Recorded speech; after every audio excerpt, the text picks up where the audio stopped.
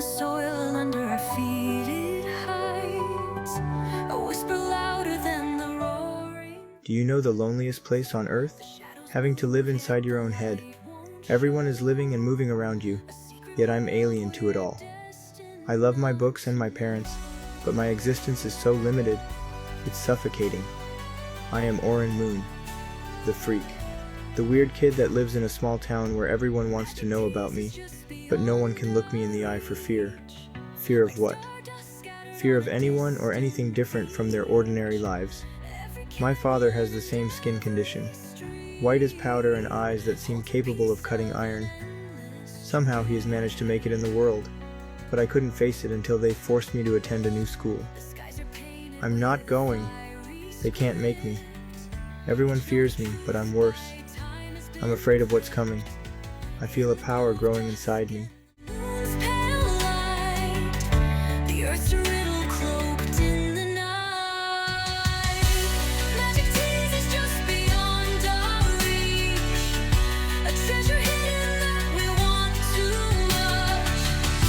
Every mountain and every tree holds the rhythm of a mystery.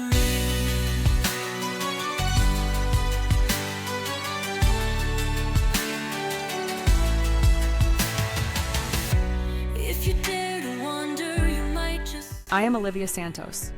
I could run this school if I wanted, but I don't like the people in charge, and I don't like myself when I'm with them. I don't know if I believe in past lives, but something makes me fight for the little guy, and Oren Moon needs my help. What a strange kid. I may not want to be his friend, but I can't let the Senate gang hurt him. I have moments when images fly into my mind of riding horses and shooting my bow and arrows. I see an ancient Amazon warrior standing on a stone speaking to an army of women. She says, "Honor is like the strings of a bow, strong and unyielding. Heed this, my Amazon warriors. We fight for honor. We fight for the weak, and we fight for our sisters. We give our last breath, and we do not fear. Like the great mother under our feet, our beauty blooms with each season and dies only to be reborn. It is honor that feeds the soul. All else is a shimmering pool of water eaten by the sun." I think that beautiful warrior was my Amazon mother, but what does the past matter when there are so many battles in the present? Something powerful is coming and I must be ready for it. I am Stephen Hawkins, no relation to the renowned physicist. I've been attending the Federal Cathedral private school since I was 8 years old. I guess you could call me a genius. I'm one of the outcasts of the school, like my new friend Oren Moon. Oren is like me in many ways, but mostly we are both looking for our parents. His have been whisked light years away, and mine, well, they left me when I was a baby. I only see them on rare holidays. I may be a genius, but I can't figure out this one thing. Why have a kid if you don't want to be with him? My parents are both scientists. They've created computer chips that are in everything in the world, including artificial intelligence and robots. I've come to the conclusion that if I ever want to be with them, I have to find something so fantastic that they will want to know me. Oren is my gift to them. He is exotic matter, the rarest thing in the universe. He's the only friend I've ever had. I don't want to lose him, but I want my parents to love me and be proud of me. I don't know why I care so much for the ones who left me behind. It's like being obsessed with the one thing I've never had, the unconditional love of a family. But what if my friends are my true family, and I lose them in my quest to bring my parents home? I am Lady Augusta Vandemere Moon, but more importantly, I have been protecting this planet all my life. I can't give you the details. Unfortunately for you, you do not possess the security clearance. I have been augmented by the CIA with certain skills. It was so painful that I wouldn't recommend it. As you know, anything gained comes with giving something up. I don't feel fear or love or any emotion really. I've learned to accept it. You can't be terrified all the time with what is out there and perform your duties. Oren is my grandson. I've been secretly watching him since he was born, waiting and watching for his powers to show themselves. Now that they have begun, what shall I do with him? Is he here to protect this world or destroy it? Grandson or not, I will eliminate him if necessary. Let's hope he finds the right path before it's too late. Hidden from all of you are the alien entities that have roosted here uninvited. They claim it is for scientific research, but who knows? I look at our human history, and every invasion has ended in the loss of the inferior race. The human race may technically be inferior, but we have a secret, and that's what they are after. I will not let any of them harm this planet. I have secrets of my own. Quietly leads the way. Feet on the ground, but our hearts take flight, searching for echoes in the endless night. The currents hum with a knowing tone, a spell for dreamers craving the unknown.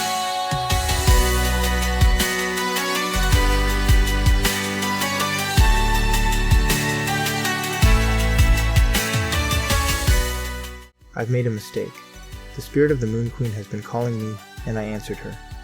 She is festering inside me, waiting for the age of maturity to take over.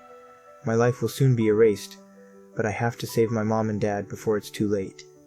I can feel her power mixing with my own, but I don't know how to control it. At least I have experienced friendship, if only for a moment. Pathetic humans. I am told you are a unique creation in the vast universe. The appeal eludes me. The sky gods may have created you, but in doing so, they inadvertently broke the one true law of the universe. They took away your free will. This act of pushing your evolution resulted in the creation of the rarest of creatures. Only humans have the ability to live in darkness and in light at the same time, always looking into the abyss of your own destruction. You hate your neighbors, but if they are in trouble, you save them. In the rest of the universe, light beings are forever good, and dark beings are forever evil. Yet, humans draw in alien cultures from all the known galaxies and are perplexed by this. Alien species wish to learn how such backward people make this possible. How do humans coexist with the darkness and light within all of you? I chose Oren Moon's body to live inside, waiting for my strength to grow and for his age of maturity, but the avalanche of emotions makes me ill. Humans know they are on a path of self-destruction, and it's only a matter of time before you reach your inevitable fate. Yet you fight against your own knowing. It's chaos inside your mind. Disgusting. My grandson deserves to know our past. If you wish to listen, so be it. His end time is near, so let us begin. I was forbidden to have children. To pass on my genetic power went against my father's rules, punishable by death. We must control the 12 known planets through the royal bloodline. My father, King ZaNuk, and his 2 children. I am the oldest and rightful heir to the throne of Albusolis. But father gave my younger brother, Prince Yarma, that honor. The fool. Maybe it was because I laughed at him when I was a little girl, and he remembered the pain. This is something I have in common with my father. We do not forgive. Everyone laughed at him. I wasn't the only one. But he never forgave me. My story began when Albusolis was dying. My beautiful world tests the limits of survival. In the beginning, it was a cooler world adorned with massive ice caps and a warm belt of fertile soil around its equator. But as the centuries passed, the planet heated up, melting the last of its ice and leaving behind a narrow ridge of jutting stone outcroppings circling the planet like a crown. Thousands of waterfalls created sprays of mist, forming ethereal clouds. This thin ridge of volcanic stone separated the briny salt sea from the massive pure water reservoirs. Like swallows roosting under rock overhangs, the Albusolis people live in makeshifts, mud homes clinging to the rock. The waves and storms are always threatening. My royal palace escaped this fate, built over an ancient caldera forming its outer walls. It spans above the water. It appears like a frozen dragon leaping from the waves, holding the castle in its jagged stone teeth. But all the splendor covered the secret that we could not sustain our world without soil for food or minerals to fuel our power supply. Our scientists tried to solve the problem by mining below the water, but it was so deep and so dangerous. Each ship we built had drained our tiny supply of materials, and the churning waves had swallowed most. While all the other scientists struggled, my father looked toward the heavens, and the people laughed at him. With our telepathic abilities, he thought he could send a message across the ether and call for help. By day, he slept, but at night, he would focus on a single star of light shimmering in the dark sky and call out, "Is anyone out there?" As the sun would rise, he would walk back through crowds of mocking people. I was so ashamed of him. My father made his first contact with the white dragon, the most powerful being ZaNuk had ever encountered. The crowd no longer laughed. My father had aged overnight, dragging himself to speak to the council. Merely speaking with this entity had mentally and physically aged him. ZaNuk told the dragon about Albusolis. He told her he was becoming old, but he wished he could meet her before his death. He promised to bring her water, which she needed desperately but wouldn't tell him why. When his time was short, the white dragon told my father to go into the garden and wait. So, he did. A grey mist appeared around him, and the yellow orb landed at his feet, splashing in the water. As the mist engulfed him, his body began to glow and shake. I ran toward my father, pulling at his arm to break the connection. My brother tried to help save us both. When we touched him, the orb recreated us at a cellular level, turning our skin a glowing white. All the information required was embedded in our minds.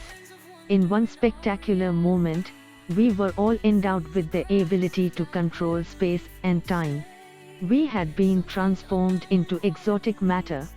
The scientist created a ship, to the white dragon's specifications, that would take ZaNuk and a large holding bay of water across the universe to the yellow planet. One by one, the white dragon introduced my father to the planets she had discovered and produced a planetary map in the shape of an orb for each one. The orbs created a path to a planet and protected the travelers from the event horizon inside the wormhole. The mighty white dragon didn't tell him how dangerous most of these worlds were. With each world, I had to break their will to control them. And all this my father was going to give to my brother. I was not going to allow that, so I took my orbs to the blue planet. Don't look down on me, Oren. What would you do if you had worked many lifetimes making treaties with the planets and had your sniveling brother threaten to destroy it all out of a desire for greed? No. Power cannot be given. You must take it. And take it if did. I ruled Albusolis. He told me that Prince Yama had just taken a new body and that he would be king when his head grew to fit the crown. It was his turn to laugh at me, and he enjoyed it. Father said, Albusolis survived on history and protocol. It made me sick. While my father and brother played at being king, I worked to stabilize my beloved world and secure our future. Water is our most precious commodity in the universe, but I had a secret.